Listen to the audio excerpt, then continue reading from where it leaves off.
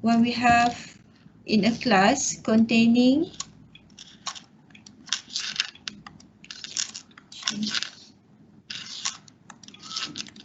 okay, we have 12 men and 18 women. 2 students are selected random to give an impromptu speech. Okay, find the probability that both are women. Maksudnya dalam satu kelas ni, we have 18 women and also 12 men. Total it is 30 people or 30 students in that class. So katakanlah pemilihan yang pertama yang dipilih tu is woman. So the probability of getting woman it is 18 over 30 because we know that the number of women is 18. And then for the second woman, selection of the second woman, it will be reduced by 1. Sebab apa? Sebab yang dah bercakap kat depan tu dia tak akan bercakap lagi untuk kali kedua ataupun tak dipilih lagi. Maksudnya yang ni dia adalah without replacement. Okay. So when it is without replacement, so you have to reduce by 1 the number of women here dan juga dia punya total number. So we have both are women. Okay, both are women, woman and woman, 18 over 30 multiply with 17 over 29. So dapatlah ini. So this is example of dependent events. And question number 6, example 6. Okay, sorry.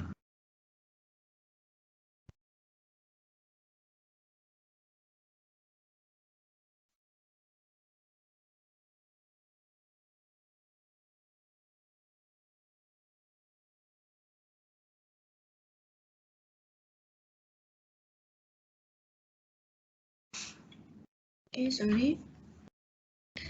For example 6 here,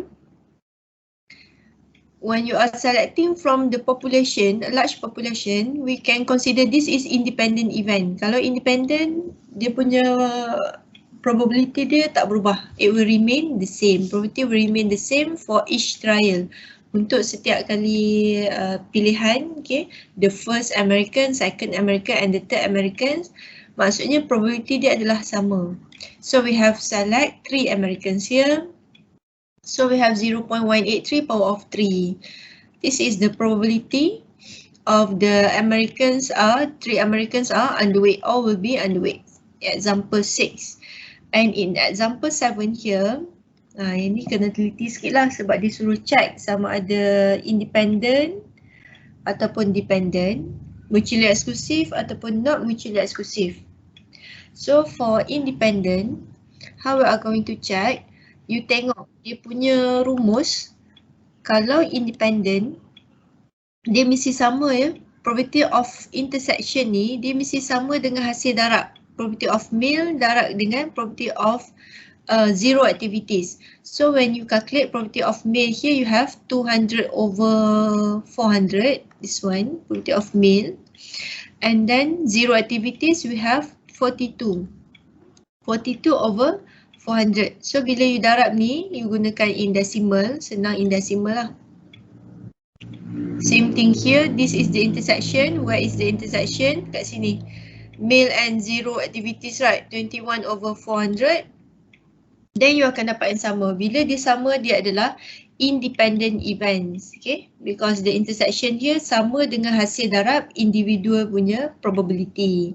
Tapi untuk soalan B, we want to check whether the female and 5 to 7 activities ni independent or dependent event. You can check for the intersection first. Okay, tengok dulu dia punya intersection untuk yang ni. Sama tak dengan hasil darab PF dengan probability of 5 to 7 activities. So bila kita compare, ni daripada calculator, kita compare nilai decimals dia is not the same. So when it is not the same, it is not independent. Okay, clear? Senang je untuk check dependent and not independent events ni. Kita tengok dia punya ni. And next is how to check for mutually exclusive. For mutually exclusive, we need to know that persilangan dia, ini. Kalau lah persilangan dia sama dengan kosong, macam mana kita nak tahu persilangan sama kosong? Kita tengok dalam contingency table. This is what we call contingency table. From this contingency table, look at the 1 to 2 activities dengan 3 to 4 activities. Is there any persilangan? 1 to 2 and 3 to 4. Dia dah memang terasing kan? Dia tak ada persilangan pun. Dia memang kolom yang berasingan. Okay. So when it is equals to 0, it is mutually exclusive events. Okay. Apa yang mutually exclusive event? Yang ni lah. 1 to 2 activities and 3 to 4 activities. Right. And then for question D, kalau you check untuk male dan juga 1 until 2 activities, yang ni memang sah-sah lah ada persilangan. This is male, this is 1 to 2 activities. Persilangan dia adalah yang ni, 81/400.